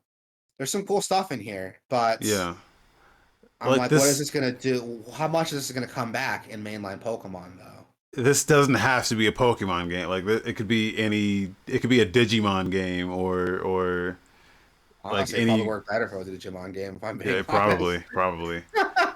Digimon makes some cool shit, dude. Like, Yeah, and but like they could be any kind of monsters, and it you would know what this be could have been? If they had this gameplay, like this kind of environmental gameplay, they can keep the Monster Hunter control the stuff where you're yeah, picking like levels and going through them. But if they put this in a Pokemon Snap game, that would have been cool. yeah, Like yeah, if this had been Pokemon Snap, it would have been yeah, awesome. yeah. You are not wrong about that. I just thought of that right now. Because this had been Pokemon Snap would have been cool. But I feel like people are Why? expecting this. Why isn't this Pokemon Snap? They just put out a shitty Pokemon Snap. This could have been that. Now It's I'm upset. absolutely this would have looked so much better now that I Yeah, said it. Because I noticed this, I was like, why? I mean, the point of the game is like you're doing research, and that's what you're taking out these missions to go do research and build and get like money. But I don't know what most of the stuff is for though. So yeah, it's get like you're taking on missions and stuff. Looking at different, you're taking Pokemon back for these missions. Um, so this would work so much better as a Pokemon Snap game now that I'm saying it out loud. yeah. I'm actually upset. It's upsetting me thinking that they didn't do that. Wow. So this is supposed to be some sort of spinoff. And I feel like people are getting into this thinking, oh, this is gonna be like this is gonna be a new mainline Pokemon game, but it's not. I mean, It's not maybe what they this use is. this. Maybe they use this as like a test. Maybe they work on the tech here and then transfer it over into something bigger down the I doubt line. it. I doubt it. And here's why. Pokemon has to release something every holiday season. That's why all the big Pokemon games come out like November, December. Because they need to have them out for the holiday season. That's when they make all their money. That's when the games come out. Look at release date for all the Pokemon games, spin-offs, mainline games. They're all coming out holiday season. And that's why. And I feel like it's that development crunch that they're under. They're probably already working on the next mainline Pokemon game. If it doesn't already have these features in it, It's not going to. Um, this would be cool if they were releasing this out, test the water, so people react to it, and maybe incorporate that with the feedback. But there's not gonna be enough time. This game comes out in like 2 weeks. If Yeah. they're gonna take feedback and put that in a Pokemon game this year, we're not gonna see it. At least I don't think so. I don't know. We'll see. I just want Pokemon to be cool, man. I want to play a Pokemon game and be like, I'm having genuine fun with this game, not like Yeah. making excuses for it, concessions. I want to have fun with a Pokemon game again, and it's been a while since I've done that. Sword and Shield kind of tickled that a little bit with some of the DLC stuff. There's some cool stuff in the DLC that I really, really liked, and and I don't know when it's gonna happen. We'll see. We'll see. But I'm not. I don't know, dude. I'm not. This is not a day one buy for me. If anything, this got me even more confused on what I'm getting, and I was already not gonna buy it, but this like solidified that mindset for me. Um. Also, really quick in the chat, B Master was saying that there was a 3D Kirby game once. Well, that game was canceled though, so I don't think that counts. Um, but it was worked on. Ah, God, this game, fucking Pokemon, man.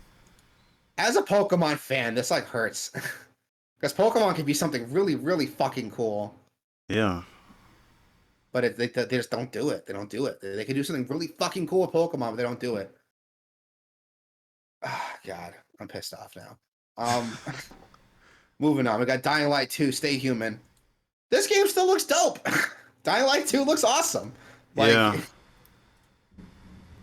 I don't I have a think bad thing to say about this. It looks cool. I think a bit ago they came out and was like, this game is gonna take 500 hours or some shit, and people were upset, like, "Whoa, it's too fucking long. There's no way it's 500 hours. That's crazy." Uh, but they were like, "No, 500 hours if you do absolutely everything and see every line of dialogue and open every door and shoot every zombie in the between the eyes. It's 500 hours, but not. It says like 20 hours if you for a normal playthrough. So it sounds all Well, right. I It like seems all Dying right. Light. Yeah, it sounds all right. I like Dying Light. I think the first Dying Light still plays really well. I played it about a month or two back. I was bored. I downloaded it again and played it. It's still a good game. I got to go back and finish it and play the DLC. But Dying Light's a good game. It's got a lot of fun. There's some like weird hiccups on it, but it was a first. It was the first time they made that game. It was the first in a franchise, and it did so much well. I want to see what a sequel does with it. It's going to enhance a lot of stuff I didn't like, or take out the stuff I didn't like, enhance stuff I do like. Graphically, the game looks gorgeous. The story sounds really intriguing. It's like they tweaked the parkour a lot, so you have even more movement options now. Like this looks cool. Yeah. This looks cool. Um, when is this coming out? Um, Oh, they this put a year. So date you gotta here. play one game this year. If it's between this and Pokemon, pick this. Plus Rosario Dawson's in it, and I fucking love her. So Is she really? yeah, you didn't see her in the trailer? I She mean, comes up about a minute and a half in. Yeah, that's her right there. this one That's that her right looks there. like her. I didn't think that That was is like her. her. Okay. Nope, that's her. But yeah, I fucking love Rosario Dawson. So seeing her in this gets me excited. Um, yeah, this looks cool. I don't really have anything bad to say about this. I don't have any hot takes on this. This looks like fun. Yeah. This looks like fun. That's all I gotta say. It looks like fun. At the end of the day, isn't that what all games should be? Just fun. Well, not necessarily, but That's an. we I won't know. get I know. into Yeah, we're not that. gonna get into that right now. Um, we got some game releases. We got Shadow Man Remastered coming out on Switch January 17th. What the fuck? Where did this come from? Yeah, this kind of stealth released, I think, last week. Yeah, it just Yeah, kind this of came shadow out dropped. on Steam in like April, Yeah. Oh, and it's a remaster of like Shadow Man, which I didn't know people like that game enough. I know it's kind of a meme, like a lot. I know a lot of like gaming YouTubers like talk about it, just joke about it. It's the game like, oh, this is the game that like would give you money if you let them advertise on a tombstone. Remember that? Remember that? That's the No, big I thing people talk don't. about. Well, that's the big thing people talk about this game. Whenever like a YouTuber talks about this game, it always go to like, oh, it's based on a comic book. The game's not great. Oh, and when the game was coming out, marketing would pay you money if you let them advertise the game on your tombstone or on someone's tombstone. And that's like the big thing people talk about with this game. Um, Interesting. yeah, look it up. It's a thing that happened, and that seems to be the main thing that all like gaming YouTubers talk about with this. I don't know where Um, I was in the world when this game originally came out because I don't I remember don't know anything either. about it. I don't remember. Well, the game wasn't really that popular, so Yeah. it got some controversy, but I don't think like the bigger landscape of the world really cared about it. Um, but yeah, those of you who don't know, it was developed by Night Dive Studios. They've done remasters of all kinds of games, all the Freddy Fish games, Pajama Sam, the Turok remaster. They did that too, that people really liked. The Turok 64 remaster, I think they did that too, that everybody really liked.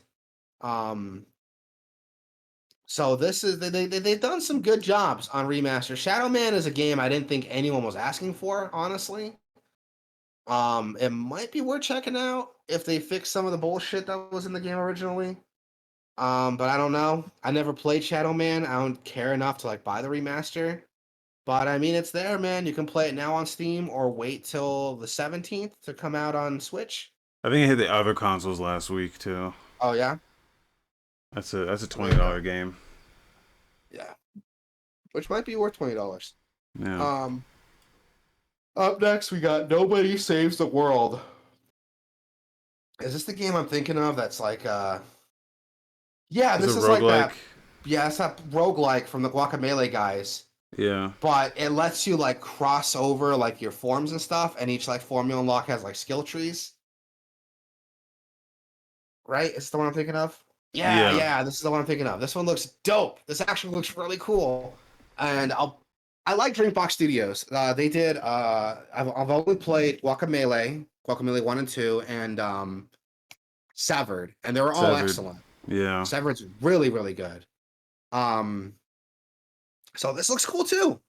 I'm probably gonna pick this one up if I'm being honest. This looks fucking awesome.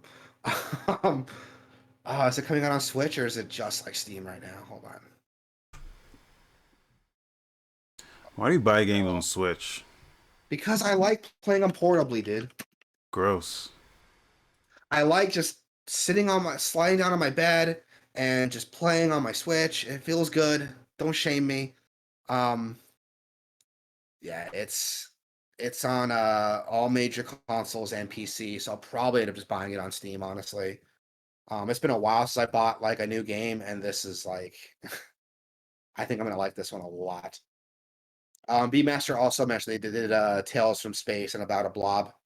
Yeah, I Oh, haven't played those though. I heard they were good. I heard Drinkbox did a really good job with those games, but I never played them. I got into Drinkbox with the Guacamelee, and I've just bought everything they put out like ever since.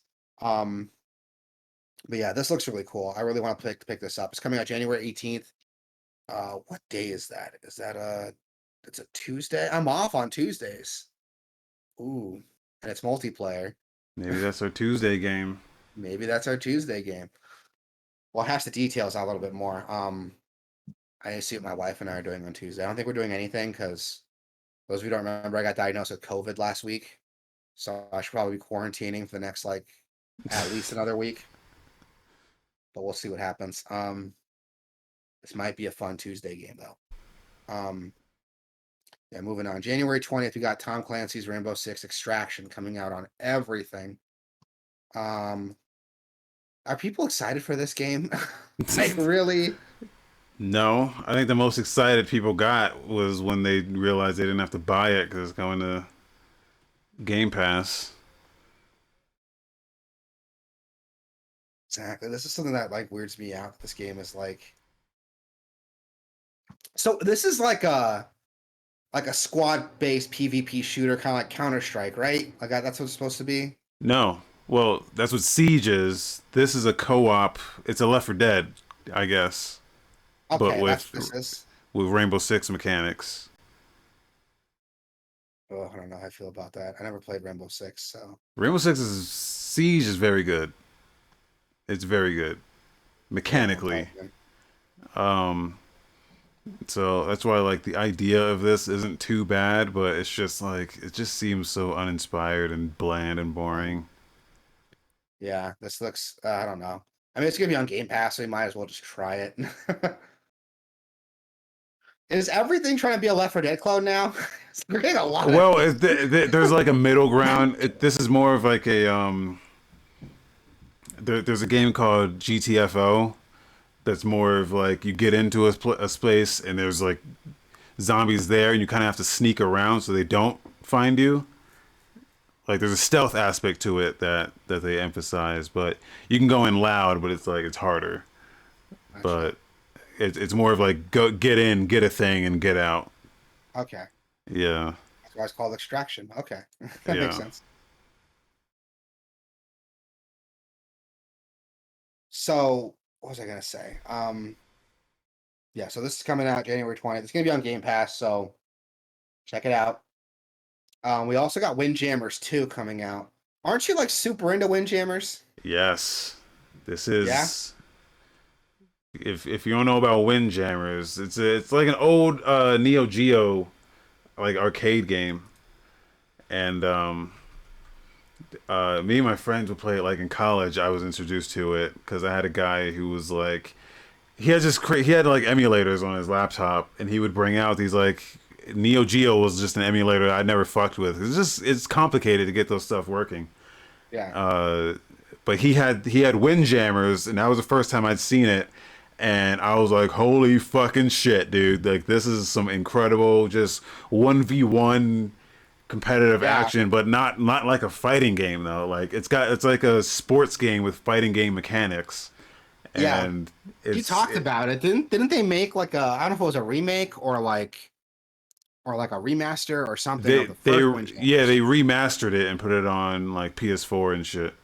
Yeah, I So remember that's that. out You now. were You like could play super that. into that. Yeah. Yeah. And now we This got a sequel. is yeah, an official sequel from .emu.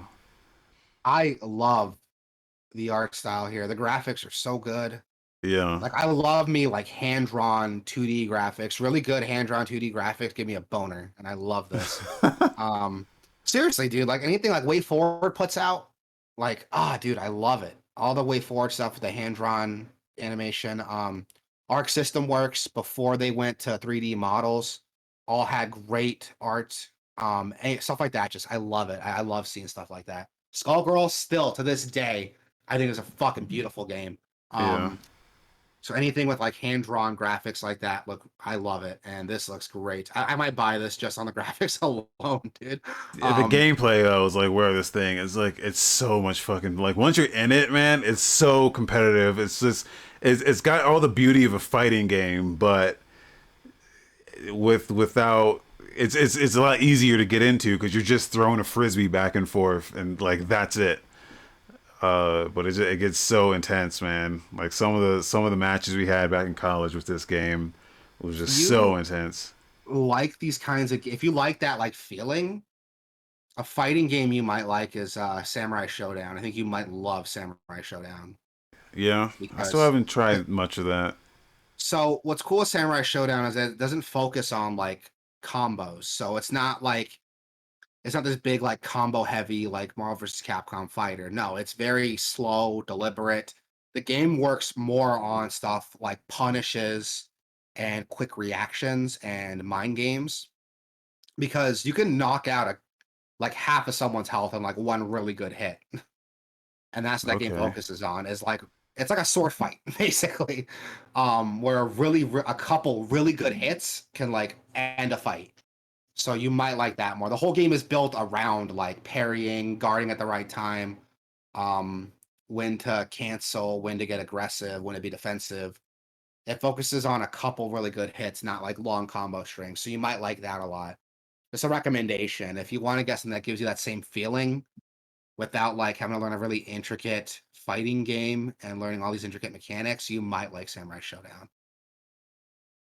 Yeah, I gotta check that out. Yeah, because my thing about fighting games, I end up just button mashing. Like I never really learn the mechanics because there's just too many. Like there's too many options. But so that's like one of the things about like Windjammers is that there's just two buttons. There's a dash button and there's a throw button, and that's it. And then you can obviously walk around the arena, but like that's it. It's like super simple, and it doesn't really get much more complex than that. So you might like Samurai Showdown then, because it's very simple too, in the sense there's not like these crazy combos. And it's not like Street Fighter where you have like 6 attack buttons. Um, Yeah, and you have to worry about all these different combos, and it's very deliberate. The game wants you to be deliberate in your movement and wants you to like do things when you want to do them. There's even a mechanic in Samurai Showdown where if you're jumping, if you hold the jump button, so if you hold up, you'll jump. And if you keep holding, you'll just keep jumping, right? So you can do that to get across the screen. But if you're deliberate, you tap it and then tap it again when you hit the floor. You can do a faster jump to get you away more quickly. So it's filled with stuff like that where the game wants you to like be specific in your attacks, your movements. And because of that, it punishes you really hard for getting too aggressive too quickly. Like, I think you might like it.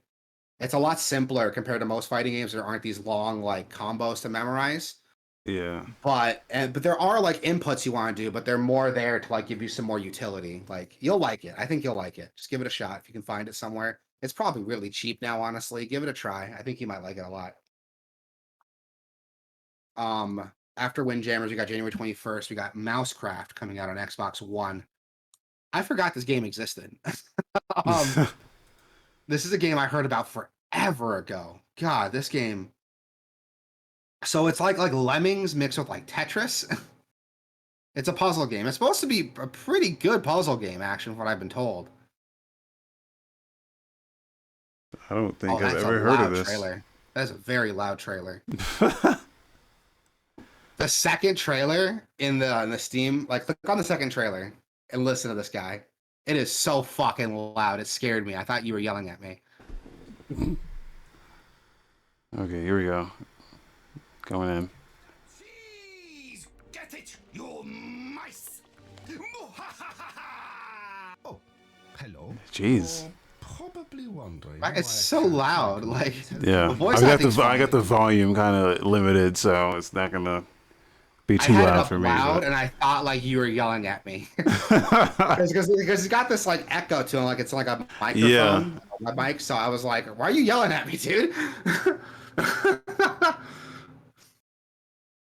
But no, yeah, I've heard this Tetris game's like Lemmings. fun. Yeah, I've actually heard this game's like really fun. Like people have told me it's like a really fun, unique puzzle game. It's coming out on Xbox One, January 21st. So I guess go check it out. But this looks cool. This actually looks like it might be fun. Yeah, And that's it, man. That's the show. Like kind of a shorter one. We still managed to squeeze 2 hours out of it, though. Um, I don't mean to do it, but it just happens. yeah, kind of just. I mean, we always find something to talk about. It's not. It's never like struggling to find something. Yeah. And I think at the end of the day, that's what matters. But yeah, that was a good show. Tell the people where they can find us, man. Guys, you can go to Gameoverse.com, okay? Or Oh, you can B-Master go talked to. about Borderlands. Oh, we talked Oh, about the Borderlands movie before, B-Master. We talked about it extensively when it got announced, actually. I don't think there's anything new coming out with the Borderlands movie, right? Anything new that got announced? I don't think so. Other than like it's happening, and I'm surprised it's happening. So I'm surprised Kevin Hart's playing Roland. Like, Kevin Hart, Ariana Grande. I forget who else is in that, but those are like the two names. That I'm like, I don't know how you pulled that, but with Borderlands, but okay. a Hollywood movie, man. Like money. That's how they pulled it. Yeah, I guess so. But it's like it's the same thing. Like Rihanna was in that Battleship movie, and you're like, how the fuck? What the fuck? Oh my fucking god! Do you want something funny? Like, I was thinking of that Battleship movie when I was in college. That Battleship movie came out, and I was at GameStop, and there was a video game based on the movie. And I remember like taking a picture of it because it says like Battleship, the movie, the game, or something. And I actually took a picture of it, put it on Facebook, and I was like, look at that Battleship, the game based on the movie, based on the board game. And it got like 100 likes. That was like my most liked thing on Facebook that whole year. Just from people liking it and sharing it. It was insane. Like it got passed around my college for a little bit, just people joking about it. I don't know Yeah. why, I just remembered that. It's a fun memory. Yeah, movies are like weird as shit. The Uncharted movies happening, and I'm like, okay, we don't need this, but okay. So I don't know, but maybe though, maybe it'll be good. Who knows? Who knows? Borderlands is dumb enough that you can make a real fun movie out of it. So And Eli Roth is directing it, who did he did like the Hostel movies, he did Green Inferno, God, what else did he do? There's a couple other movies he did. He was in Inglourious Bastards with yeah, Brad Pitt. I think he played the Bear Jew in Inglourious Bastards. Eli Roth does a bunch of stuff, so it'd be cool to see him put this out. Oh, he did Cabin Fever too, so that'll be cool. I'll have to wait and see. B Master put up a article to a Collider interview that was aired back in December. It talks about some pretty cool stuff. I don't really think there's anything new that we haven't heard yet. I already knew Jamie Lee Curtis was playing Tannis. Jack Black was gonna be playing Claptrap. Um, yeah, who else? Yeah, there's a couple like names here that we've already heard. Nothing really new though. With this movie, just the wait and see when it comes out. There's really not too much that got me really excited for it. I think it's a movie. It's gonna happen. Once I actually see it, we can talk more about it. But I don't know. I don't think there's too much coming out. Uh, B Master put up a reference to a clip. I talked about that when you put it up. At least I thought I did. That there was a 3D Kirby game in a development, but it never got released. yeah, it's not a real game. Yeah. It's a real concept, but it's not a real game, unfortunately. Yeah. Yeah, I think I referenced it when you put it in the group in the chat earlier, man. But yeah. Well, we'll have to wait and see with the Borderlands movie, but I don't know. I'm not gonna hold my breath. It's gonna be something great. Or maybe it might be. The Sonic movie surprised me. Yeah. I'm gonna be playing. I'm gonna be finishing Life is Strange 2 tonight. Awesome. So that's a thing that we're gonna do, and then I think next week I'm gonna dip into Monster Hunter World, not Monster Hunter World, Rise of Monster Hunter. Dip into that. I'll probably make some comments, make fun of your hunting skills or something. I'm bad at Monster Hunter, so I didn't realize this, but Monster Hunter World, at some point they just gave me this equipment that's like, it just makes you invincible. Oh, the Defender armor. Yeah, they did that when the newest expansion came out. They released this armor. They just gave it to everybody. It's low rank armor, so it sucks when you hit high rank. But it's there to like kind of help boost like newcomers to get to the end game content faster. Okay, well, yeah, it's very useful. I've been using it, so I don't even feel bad about it. Good, don't. So That's what it's for. that's what we're gonna do.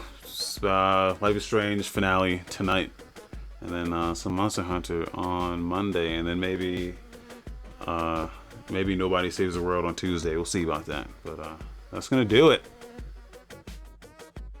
Yep. Thanks. Thank you, everybody.